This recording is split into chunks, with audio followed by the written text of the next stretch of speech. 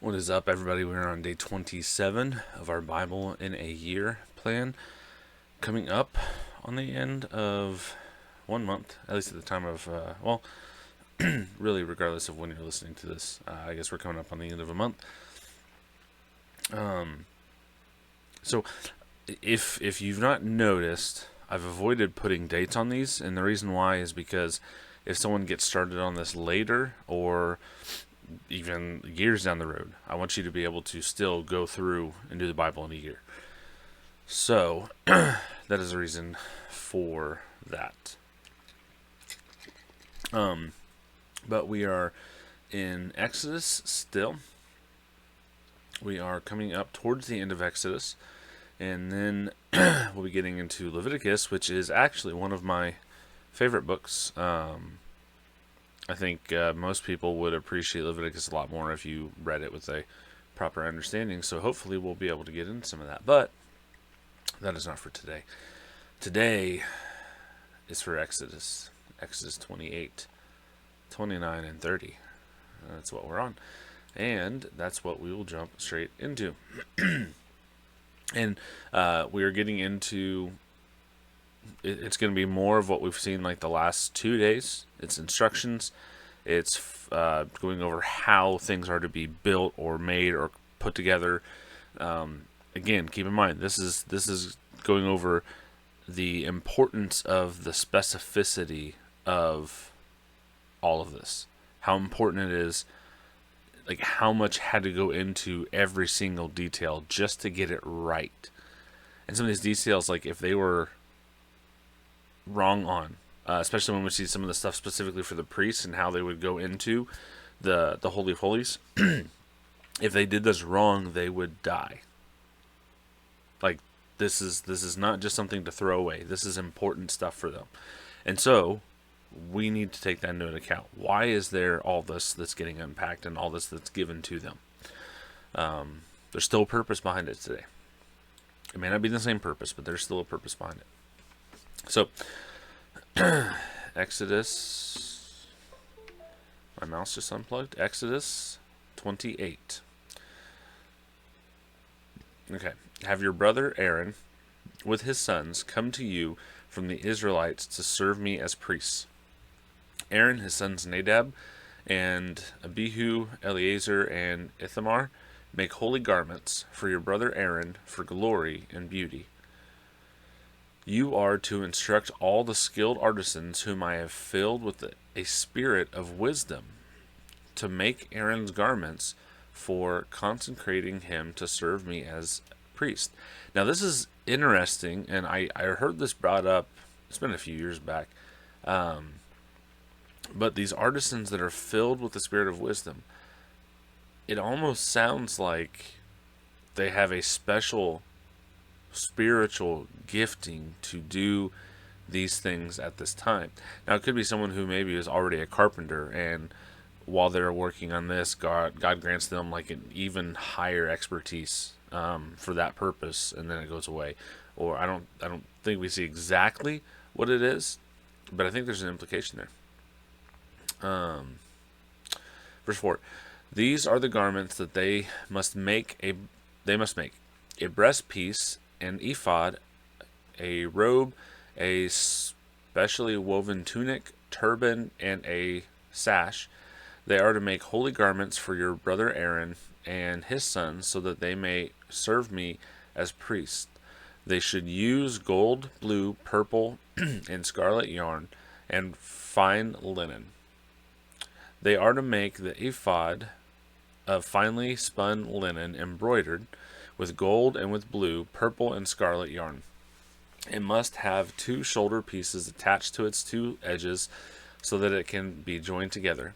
The artistically woven waistband that is, I don't know why I had such a hard time pronouncing that, waistband that is on the ephod must be of 1 piece according to the same workmanship of gold, of blue, purple, and scarlet yarn, and of finely spun linen.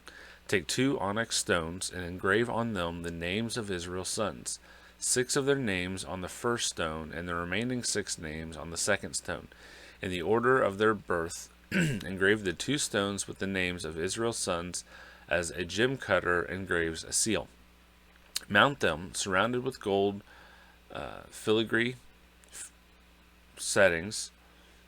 Fasten both stones on the shoulder pieces of the ephod as memorial stones for the Israelites. Aaron will carry their names on his two shoulders before the Lord as a reminder. Fashion gold filigree settings and 2 chains of pure gold. You will make them of braided cork and attach the cord chains to the settings. You are to make an embroidered breastpiece for making decisions. Make it with the same workmanship as the ephod. Make it of gold, of blue, purple, and scarlet yarn, and of finely spun linen. It must be square and folded double, 9 inches long and 9 inches wide. Place a setting of gemstones on it, 4 rows of stones. The first row should be a row of carnelian, topaz, and emerald. The second row, a turquoise, a lapis lazuli, and a diamond. And the third row, a jacinth, an agate, and an amethyst. And the fourth row, a beryl, an onyx, and a jasper. They should be adorned with gold filigree in their settings. The 12 stones are to correspond to the names of Israel's sons. Each stone must be engraved like a seal with one of the names of the 12 tribes. You are to make braided chains of pure gold cord work for the breastpiece. Fashion 2 gold rings for the breastpiece and attach them to its 2 corners.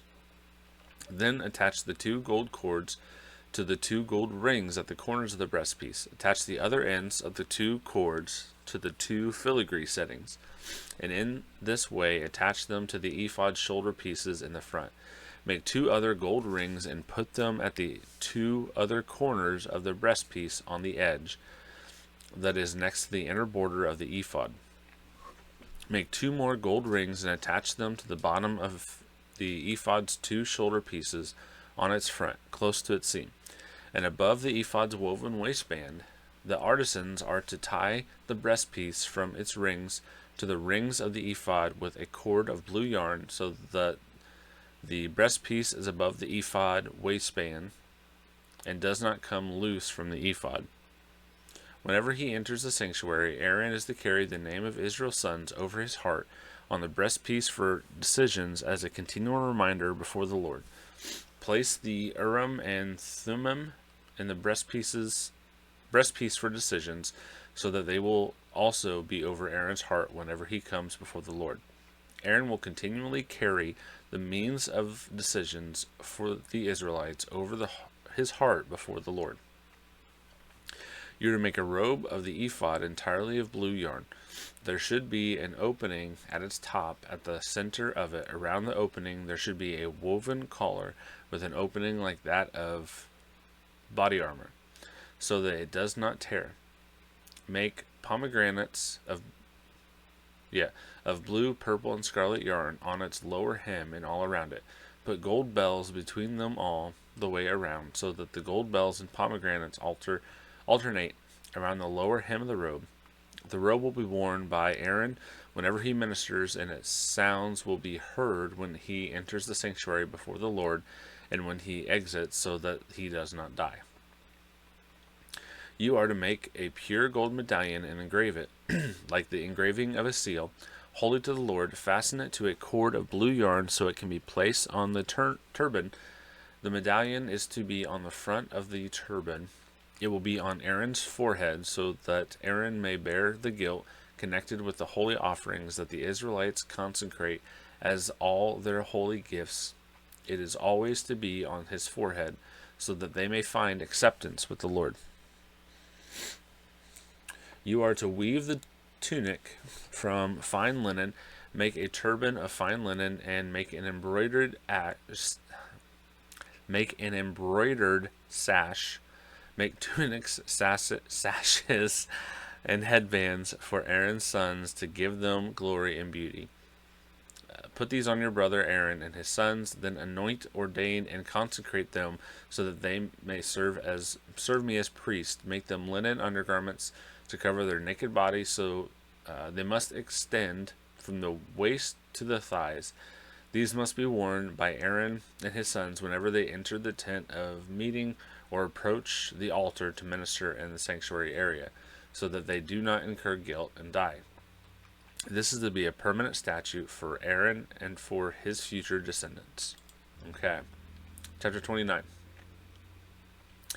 This is what you are to do for them, to consecrate them to serve me as priests.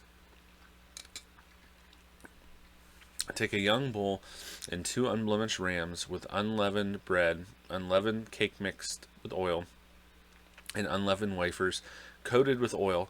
Make them out of fine wheat flour. Put them in a basket and bring them in the basket along with the bull and 2 rams. Bring Aaron and his sons to the entrance of the tent of meeting and wash them with water. Then take the garments and cloth Aaron with the clothe Aaron with the tunic. I cannot talk.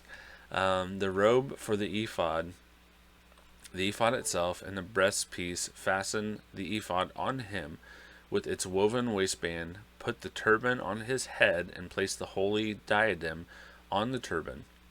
Take the anointing oil, pour it on his head, and anoint him. You must also bring his sons and clothe them with tunics. Tie the sashes on Aaron and his sons, and fasten headbands on them. The priesthood is to be theirs by the permanent statute. This is the way you will ordain Aaron and his sons. You are to bring the bull in front of the meeting, and Aaron and his sons must lay their hands on the bull's head. Slaughter the bull before the Lord at the entrance to the tent of meeting. Take some of the bull's blood and apply it to the horns of the altar with your fingers, and pour out all of the rest of the blood at the base of the altar.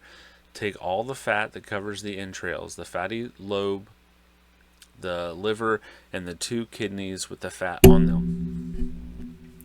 Sorry, I just hit my mic. With the fat on them, and burn them on the altar. But burn the flesh, its hide, and its waste outside the camp. It is a sin offering. Take 1 ram, and Aaron and his sons are to lay their hands on the ram's head. You are to slaughter the ram, take its blood, and splatter it on all sides of the altar. Cut the ram into pieces, wash its entrails and legs, and place them with its head and its pieces on the altar. Then burn the whole ram on the altar. It is a burnt offering to the Lord. It is a pleasing aroma, a food offering to the Lord. You are to take the second ram, and Aaron and his sons must lay their hands on the ram's head. Slaughter the ram, take some of the blood, and put it on Aaron's right earlobe, on his son's right earlobes, and the thumb of the right hands, and on the big toes of the right feet. Splatter the remaining blood on all sides of the altar. Take some of the blood that is on the altar and some of the anointing oil, and sprinkle them on Aaron and his garments, as well as on his sons and their garments. So he and his garments will be holy, as well as his sons and their garments. Take the fat from the ram, the fat tail, the fat covering, the entrails, and the fatty lobe of the liver, the 2 kidneys, and the fat on them, and the right thigh. Since this is a ram for ordination, take 1 loaf of bread, 1 cake, and one cake of bread made with oil, and 1 wafer, in the basket of unleavened bread that is before the Lord, and put all of them in the hands of Aaron and his sons, and present them as a presentation offering before the Lord. Take them from their hands and burn them on the altar on top of the burnt offering as a pleasing aroma before the Lord. It is a food offering to the Lord. Take the breast from the ram of Aaron's ordination and present it as a presentation offering before the Lord. It is to be your portion. Consecrate for Aaron and his sons the breast of the presentation offering that is to be presented, and the thigh of the contribution that is lifted up from the ram of ordination. This will belong to Aaron and his sons as a regular portion from the Israelites. For it is a contribution, it will be the Israelites' contribution from their fellowship sacrifices, their contribution to the Lord. The holy garments that belong to Aaron are to belong to his sons after him, so that they can be anointed and ordained in them. Any priest who is one of the sons and who succeeds him and enters the tent of meeting to minister in the sanctuary must wear them for 7 days. You are to take the ram of ordination and boil its flesh in a holy place. Aaron and his sons are to eat the meat of the ram and the bread that is in the basket at the entrance of the tent of meeting. They must eat those things by which atonement was made at the time of their ordination. The consecration, an unauthorized person must not eat them, for these things are holy. If any of the meat of ordination or any of the bread is left until morning, burnt and what is left over, it must not be eaten, because it is holy. It is what you are to do for Aaron and his sons, based on all I have commanded for you. Take 7 days to ordain them. Sacrifice a bull as a sin offering each day for the atonement. Purify the altar when you make atonement for it, and anoint it in order to consecrate it. For 7 days you must make atonement for the altar and consecrate it. The altar will be especially holy. Whatever touches the altar will be consecrated. This is what you are to offer regularly on the altar every day. 2-year-old lambs. In the morning offer 1 lamb, and at twilight offer the other lamb. With the first lamb offer 2 quarts of fine flour mixed with 1 quart of oil from crushed olives, and a drink offering of 1 quart of wine. You are to offer the second lamb at twilight. Offer a grain offering and a drink offering with it, like the one in the morning, as a pleasing aroma, a food offering to the Lord. This will be a regular burnt offering throughout your generations at the entrance of the tent of meeting before the Lord, where I will meet you to speak with you. I will also meet with you, with the Israelites there, and that place will be consecrated by my glory. I will consecrate the tent of meeting and the altar. I will also consecrate Aaron and his sons to serve me as priests. I will dwell among the Israelites and be their God, and they will know that I am the Lord their God, who brought them out of the land of Egypt, so that I might dwell among them. I am the Lord their God. Exodus chapter 30. You are to make an altar for the burning of incense. Make it of acacia wood. It must be square, 18 inches long and 18 inches wide. It must be 36 inches high. Its horns must be of 1 piece with it. Overlay its tops all around its sides and its horns with pure gold. Make a gold molding all around it. Make 2 gold rings for it under the molding on 2 of its sides. Put these on opposite sides to be holders for the poles to carry it with. Make the poles of acacia wood and overlay them with gold. You are to place the altar in front of the curtain by the ark of the testimony, in front of the mercy seat that is over the testimony, where I will meet with you. Aaron must burn fragrant incense on it. He must burn it every morning when he tends the lamp. When Aaron sets up the lamp at the twilight, he must burn incense. There is to be incense offering before the Lord throughout your generations. You must not offer unauthorized incense on it, or a burnt or grain offering. You are not to pour a drink offering on it. Once a year, Aaron is to perform the atonement ceremony for the altar throughout your generations. He is to perform the atonement ceremony for it once a year with the blood of the sin offering for atonement on the horns. The altar is especially holy to the Lord. The Lord spoke to Moses, when you take a census of the Israelites to register them, each of the men must pay a ransom for his life to the Lord as they are registered. Then no plague will come on them as they are registered. Everyone who is registered must pay half a shekel according to the sanctuary shekel, 2 gerals to the shekel.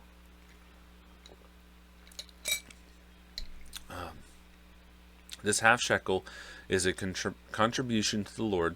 Each man who is registered 20 years old or more must give this contribution to the Lord. The wealthy may not give more, and the poor may not give less than half a shekel when giving the contribution to the Lord to atone for your lives. Take the atonement price from the Israelites to use it for the service of the tent of meeting. It will serve as a reminder for the Israelites before the Lord to atone for your lives. The Lord spoke to Moses, make a bronze basin for washing and a bronze stand for it. Set it between the tent of meeting and the altar, and put water in it. Aaron and his sons must wash their hands and feet from the basin whenever they enter the tent of meeting or approach the altar to minister by burning a food offering to the Lord. They must wash with water so that they will not die. They must wash their hands and feet so that they will not die. This is to be a permanent statute for them, for Aaron and his descendants throughout their generations. The Lord spoke to Moses, "Take for yourself the finest spices, 12.5 pounds of liquid myrrh, as half as much, 6.25 pounds of fragrant cinnamon, 6.25 pounds of fragrant cane, 12.5 pounds of cassia by the sanctuary shekel, and a gallon of olive oil. Prepare for these a holy anointing oil, a scented blend, the work of a perfumer. It will be holy anointing oil. With it you are to anoint the tent of meeting, the ark of the testimony, the table with all its utensils, the lampstand with its utensils, the altar of incense, the altar of burnt offering with all the utensils, and the basin with its stand. Consecrate them, and they will be especially holy. Whatever touches them will be consecrated. Anoint Aaron and his sons, and consecrate them to serve me as priests. Tell the Israelites, this will be the holy anointing oil throughout your generation. It must not be used for ordinary anointing on a person's body. You must not make anything like it using its formula. It is holy. It must be holy to you. Anyone who blends something like it or puts some of it on an unauthorized person must be cut off from his people." The Lord said to Moses, "Take fragrant spices, stach, onycha, and galbanum. The spices and pure frankincense are to be in equal measures. Prepare expertly blended incense from these. It is to be seasoned with salt, pure, holy, and ground some of it into a fine powder, and put some of it in front of the testimony in the tent of meeting where I will meet with you. I must be especially holy to you. It must be especially holy to you. As for the incense you are making, you must not make any for yourselves using its formula. It is to be regarded by you as holy, belonging to the Lord. Anyone who makes something like it to smell its fragrance must be cut off from his people." Alrighty. That is it for the reading for today. And we do have questions. Before I jump into that, some housekeeping information type stuff. Make sure you like the video, subscribe, comment if there's anything you want to bring up, you want to say. All of that helps the channel. Also kind of gives me an idea of if you have questions, things like that, things I can maybe address going forward. I can do all that in there. So that is all good. Also, spread the word. Podcasts, the best way that they grow is by word of mouth. So if this has been a blessing to you and you think it'll be a blessing to others, pass it along to other people, let them know, and we can continue growing that way. So the questions for today. Number 1, what do the details of the priestly garments reveal about the importance of holiness and representation in worship, and how can we apply this to our own lives? So I already talked about this a little bit, but it does just really emphasize the idea that this is not something to be taken lightly. This is something that is important, and it should be viewed as important. It's not something that you should be very flippant with. Now, this looks different for us now in the New Covenant, but I think that the reverence for God and His ways and His holiness should still be there. Question 2. How do the concept of anointing in these chapters relate to our understanding of being set apart for God's service today? It's similar to what we see today. Now, Aaron and them were set apart from the rest of God's chosen people. Now, today is more of God's chosen people being set apart from the world. We are to act differently. We are to look differently. There's to be a different standard, what can be expected of us, and how we are to approach things, handle things, conduct ourselves with each other, and things like that. That is what I believe it looks like for us today. It's still set apart, but it's different. Question 3. In what ways can we cultivate a spirit of reverence and dedication in our worship practices inspired by the instructions given for the priest? I think this kind of goes back to what we touched on a couple days ago. It is just setting apart, like really a proper understanding of the reverence that should be there. I think you'll just act differently. You'll handle and approach things differently, and understanding how much went into this and how many details were there and had to be done perfectly.